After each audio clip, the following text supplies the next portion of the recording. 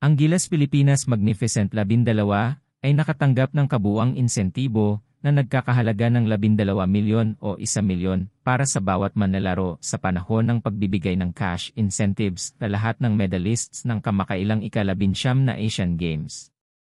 Sa katunayan, ang mga manlalaro ay dapat lamang makatanggap ng 25% ng cash incentives para sa mga individual na nagwagi ng medalya o halos 500,000 bawat isa dahil tumatanggap ang mga individual na nagwagi ng ginto ng 2 milyon sa ilalim ng Republic Act 106-Siyam o ang Expanded Coverage of Incentives Granted to National Athletes and Coaches.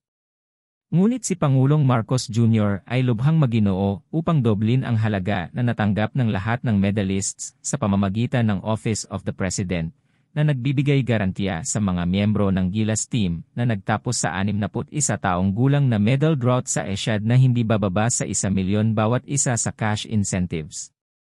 Sobrang blessed, sabi ni Lex guard Kevin Alas, isang last-minute inclusion sa national men's team na naglaro ng malaking papel sa tagumpay ng Pilipinas 70-60 laban sa Jordan sa gold medal finals.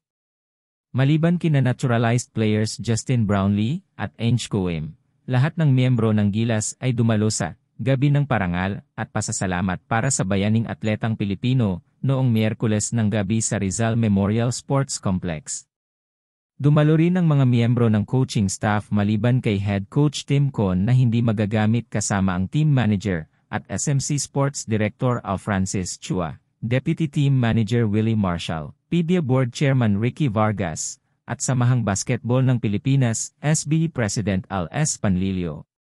Si SBP Chairman Emeritus Manny V. Pangilinan ay dumating din upang ipagdiwang ang Gilas Pilipinas at ang iba pang Asiad medalists na sinusuportahan din ng PLDT at SMART. Ang mga coach tulad ni Con ay may karapatang tumanggap din ng cash incentives 50% para sa ginto upang hatiin sa kanilang sarili kung mayroong higit sa isang coach. Ang national team ay inanyayahan din para sa isang lunch ng PBA bago pumunta sa event bilang isang grupo.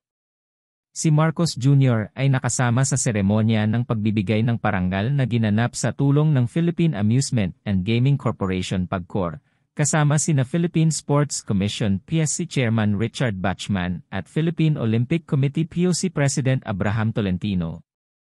Thanks for watching. Don't forget to subscribe, like, share and ring the notification bell. Thanks again.